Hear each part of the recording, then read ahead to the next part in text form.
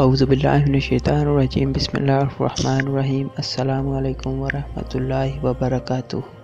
میں ہوں بلال اور آپ دیکھ رہے ہیں بلال رمضان ٹی وی یوٹیوب چینل۔ تو آج کی ویڈیو میں ہم بات کریں گے تحریک لبیک کے احتجاج کی وجہ کیا ہے۔ تو ویڈیو سٹارٹ کرنے سے پہلے آپ سے گزارش ہے کہ بلال رمضان ٹی وی کو سبسکرائب کریں، میں لگے بیل کے آئیکن پہ کلک کریں اور ویڈیو کو لائک کریں تاکہ اس طرح کی معلوماتی ویڈیو آپ کو اسی چینل بلال رمضان ٹی وی پر ملتے رہیں۔ تو ویڈیو سٹارٹ کر لیتے ہیں۔ پاکستان کی وفاقی حکومت نے 16 نومبر 2020 کو اسلام آباد میں فرانسیسی سفیر کی ملک بدری کے مطالبے کے ساتھ دھرنا دینے والی تحریک لبیک پاکستان کے سابق سربراہ علامہ محمد خادم حسین رضوی سے 4 نکات پر معاہدہ کیا تھا، جن کے تحت حکومت کو 2 سے 3 ماہ کے اندر پارلیمنٹ سے قانون سازی کے بعد فرانس کے سفیر کو واپس بھیجنا تھا۔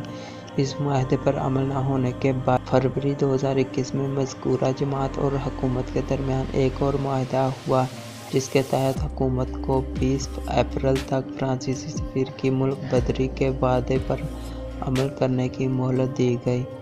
یہیں پہ ہماری ویڈیو کا اختتام ہوتا ہے۔ اگر پسند آئے تو بلال رمضان ٹی وی کو سبسکرائب کریں، بیل کے آئیکن کو دبائیں اور ویڈیو کو لائک کریں کہ اس طرح کی انفارمیشن ویڈیو آپ کو اسی چینل بلال رمضان ٹی وی پر ملتی رہے۔